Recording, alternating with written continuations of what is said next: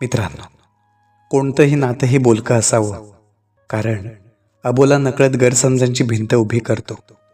सुरुवातीला छोटासा राग वाटतो, पण शब्द न बोलल्यामुळे तो हळूहळू दुराव्यात बदलतो.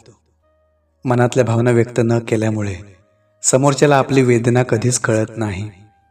शांतता कधीकधी सोनेरी असते, पण नात्यांमधली शांतता ही जास्त धोकादायक ठरते. अबोला हा अहंकाराला खाद्य देतो आणि प्रेमाला उपाशी ठेवतो. दोन शब्द प्रेमाचे वेळेवर बोलले तर अनेक वाद टाळता येतात. गैरसमज नेहमी हे सत्यामुळे नाही, तर न बोलल्यामुळे वाढतात. मनात साचलेले प्रश्न एक दिवस भिंतीसारखे उभे राहतात. नातं टिकवायचं असेल तर संवादाची दोरी घट्ट धरावी लागते. राग आला तरी बोलून घ्यावं, कारण शब्दांमध्ये जखमही असते आणि औषधही.